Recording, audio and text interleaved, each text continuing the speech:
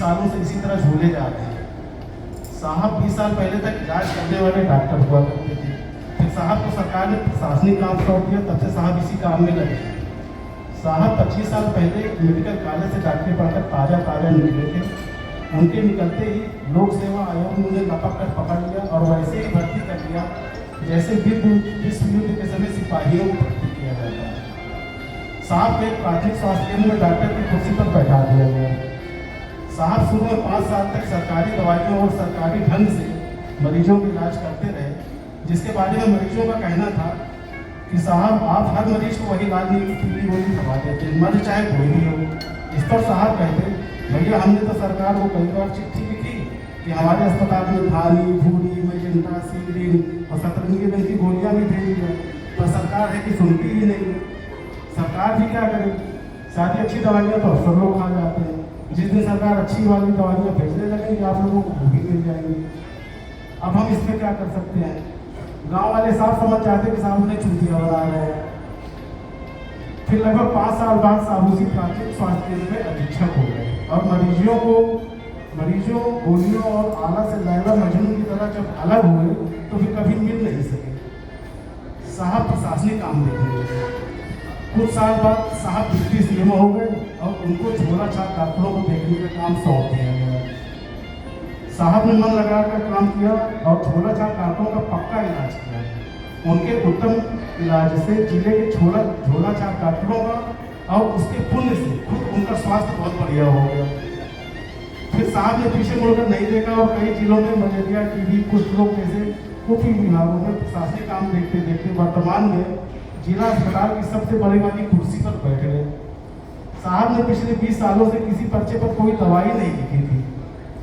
नतीजा ये हुआ कि साहब को फुंसी की दवाई के नाम भले ही न याद हो, पर औरतों को लगाई जाने वाली कापर टी का नाम, कापर टी कितने दिनों तक काम करती है, पल्स पोलियो के 1 राउंड के लिए कितना बजट आता है, या आशा बहुओं को महीने में कितनी नसबंदी करानी है, या डॉक्टर लोग कौन सी छुट्टी लेने के लिए अधिकृत है, वगैरह वगैरह टाइप की नान मरीजी बातें बड़े अच्छे से पता थी। साहब अब डॉक्टर कम और प्रशासक ज़्यादा हो गए। साहब जिस जिला अस्पताल में थे उसमें कुल 12 डॉक्टर थे। इनमें से एक डॉक्टर को प्रशासनिक कार्यों में सहयोग के लिए साहब ने स्वयंसेवक के बतौर अपना सहायक बना रखा था। ये डॉक्टर साहब साम दाम दंड मिलने से भेद विद्या के खंडोर विद्वान थे, इसलिए अन्य सभी डॉक्टरों के मना करने के बावजूद साहब के पैर उनके घुटने पर हाथ रखकर छूते थे। वे साहब के कान में अस्पताल में हुई हर घटना का बारीकी से इतना सजीव और सचित्र विवरण प्रस्तुत करते कि अगर साहब खुद अपनी आंखों से उस घटना को देखते तो भी वे सब कुछ न देख पाते जो अकेला उनका कान देख लेता। सिर्फ इसी कारण से बाकी के डॉक्टर पीठ पीछे उन्हें बहुत गाली देते थे और यथासंभव उनसे सुरक्षित दूरी बनाकर रखते थे। साहब इस समय प्रशासक वाली कुर्सी पर बैठे 8 पन्ने के आगे पीछे झूल रहे थे। सुबह के 9 बज रहे थे, तभी जिला अस्पताल में मौजूद सभी 10 डॉक्टर एक साथ साहब के कमरे में दाखिल हुए। आवाज सुनकर साहब ने अपनी दैनिक आंख खोली और चश्मा लगाकर सबको देखा, फिर सबका बड़ी आत्मीयता से स्वागत किया। आइए आइए आइए। सहायक जी के अलावा सभी डॉक्टर साहब के कमरे में बड़ी 15-20 कुर्सियों में बैठ गए। सहायक जी नहीं बैठे और अन्य सभी डॉक्टरों के पहले से मना किए जाने के बावजूद उन्होंने अधीक्षक के पैरों के पास जाकर कुछ ऐसा उपक्रम किया कि देखने वालों को भ्रम हो जाए कि शायद उनकी जेब से कुछ गिर गया है। उनके अकेले के द्वारा की इस कार्रवाई से बाकी के डॉक्टर असहज हो गए। साहब दूर और पास का भी देखने के लिए मोटा चश्मा लगाते थे। उन्होंने चश्मा लगाकर गौर किया कि 4 डॉक्टर जिन्हें मरीजों के अलावा हर चीज में दिलचस्पी है और जो वामपंथी विचारधारा से प्रभावित है और जिनको अस्पताल प्रशासन से कुछ न कुछ शिकायत बनी रहती है, आगे की पंक्ति में बैठे हैं। उसके पीछे वाली पंक्ति में 3 ऐसे डॉक्टर बैठे हैं जो अस्पताल में घटी समसामयिक घटनाओं को समाचार के अलावा कुछ नहीं मानते थे। दूसरी पंक्ति की 2 कुर्सियां खाली रह गई थी। तीसरी पंक्ति में 2 डॉक्टर ऐसे बैठे थे जो मरीजों के अलावा बाकी सब खबरों को अफवाह समझते थे और इस मीटिंग में सिर्फ कूड़म थोड़ा करने के लिए जबरदस्ती पकड़कर लाए गए थे। साहब को समझने में कोई दिक्कत नहीं हुई कि उन्हें आगे बैठे सिर्फ 4 डॉक्टरों से ही बातचीत करनी है।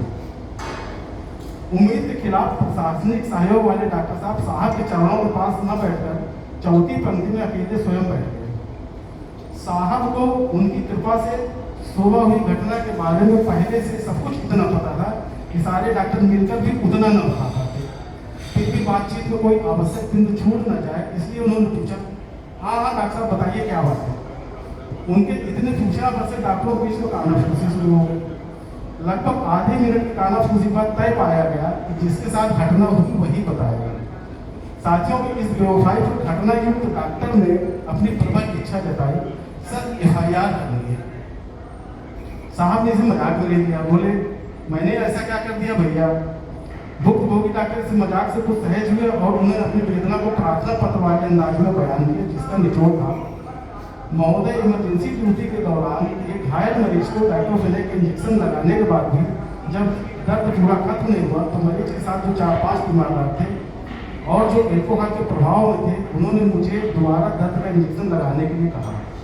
मेरे मना करने पर उन्होंने मुझे गालियाँ दी और ऐसी बातें कही जिससे प्रतीत होता था कि उनकी समझ में मैं पता नहीं कैसे डॉक्टर बन गया हूँ और मुझे 2 पैसे की भी अक्ल नहीं है।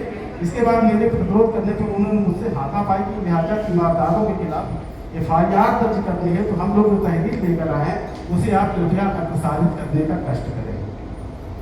इतना कहकर अगली पंक्ति में बैठे डॉक्टर ने एक टाइप किया हुआ कागज साहब की तरफ बढ़ा दिया। साहब ने कागज को हाथों हाथ लिया और बिना चश्मा लगाए उसे पढ़ा। कमरे में बैठे सभी डॉक्टरों को कंफर्म हो गया कि साहब इस कागज को थोड़ी देर पहले अपने कानों से बहुत अच्छे से पढ़ चुके हैं और इस समय सिर्फ पढ़ने के रिहर्सल कर रहे हैं।